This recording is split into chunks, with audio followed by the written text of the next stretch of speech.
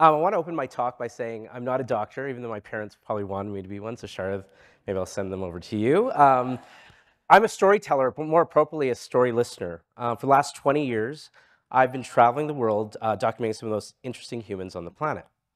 When I started my career, I would contact interesting people in this city, and I'd ask them if they wanted to be interviewed. As time went on, the interviews got bigger, the locations got further away, and I was interested in stories people wanted to share about their lives. So as my career became more interesting, I decided to go back to school, pursue a master's degree in communications. My thesis looked at a person's social media legacy, what someone could Google about someone versus what someone told their family and friends about them personally. This changed my world, and I started creating this as my focal point. As my work evolved, so did my clients and some of my subjects. Here's a campaign, as you'll see it next, that I directed with Meryl Streep, Susan Sarandon, and Helen Mirren. I had the very lucky opportunity to produce interviews with them. These videos were shared online, and when I started to see their stories, I started to reflect on my own, and I started to see change and truth in the world from greater icons than just them. A big part of my work today is private and public legacy documentaries. Some examples, Indra Nooyi, the chairwoman of Pepsi. I documented her family for about a year. Chip Wilson from Vancouver here, I documented him for over 100 hours in production to create a digital template for his book. Every client of mine is interesting. Every subject is different. They all leave me wanting for more. In 2020, everything changed for me. I couldn't go anywhere, so I started to look at how I could help people here in British Columbia. One of the projects I took on was with the BC Cancer Team up in Kelowna. I moderated their cancer talks where I would interview patients about their stories. But I also got to interview doctors and started to hear their stories, which was very powerful and engaging. Since those talks, I've gotten to speak with medical professionals, doctors, often on camera. I'm truly inspired by all your work and your narrative. You are some of the most amazing people on the planet, and I'm very interested in your stories. So today, my hope for the future of healthcare is to get more stories from you. Here's a picture of me and Val Kilmer at the United Nations in 2019. When I got to interview Cal, he had gone through some procedures because he had throat cancer that ended leaving him unable to speak as he once had. When I was researching Val, preparing for my interview, I found that there were so many posts of people making up stories about his health. They were false and sometimes hurtful. So here's the problem. Misinformation is everywhere. Online, most notably during the COVID pandemic, when I started to research, I found out that it said 1 in 5 Canadians checked the accuracy on COVID-19, only one in 5 Canadians check the accuracy of COVID-19 information. So it can be tough to differentiate what you read online has been fact-checked or who has it been fact-checked by. How many of you have seen false information about your medicine practice or how you're talking about things online? How do we change the narrative? I've been thinking about this for a while, so I recently took action. I co-founded a nonprofit organization called the Clarity Foundation with a great friend, Dr. David Sweet, who's here today. We're taking expert knowledge to overturn misinformation through technology, trust, and transparency. The goal is to fight misinformation through expert consensus and, most importantly, compelling stories.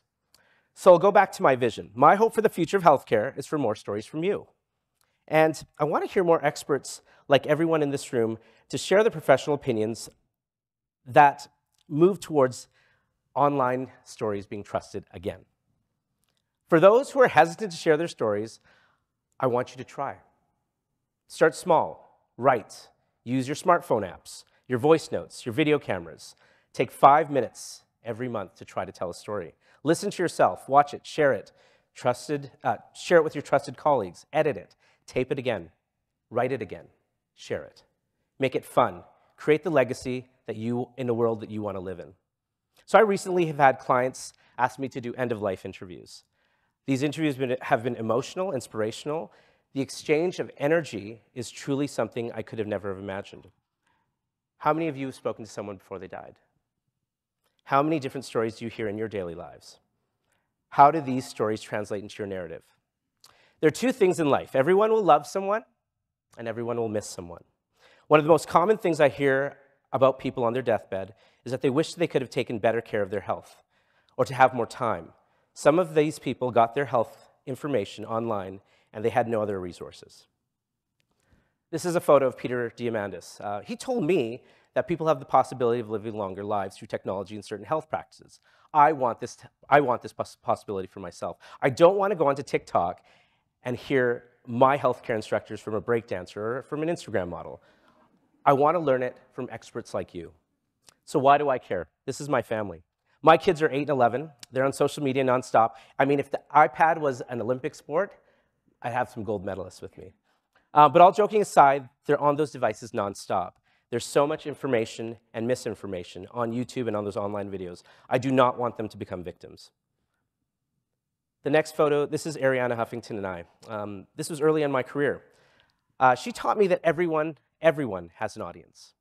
People want to hear your stories. Some of you are sitting here today, who cares about my stories? I've got other work to do.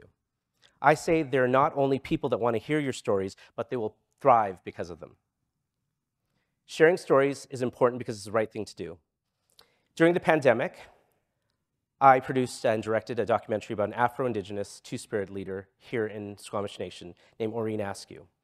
Not only did she share her story, but she told about the adversities that she's had in her life. I'm proud to say that that story got Best Documentary globally. We needed to tell that story. This is a photo of me, in the last slide for today. It was taken at the United Nations in 2016. When I was documenting some incredible change makers. I thought it was appropriate because I think you're all change makers. If you have a story to tell and you need some help shaping them, contact me. Literally contact me. I want to hear them. Please know that you all have an award-winning story to tell, and those stories are the future of healthcare. Thank you.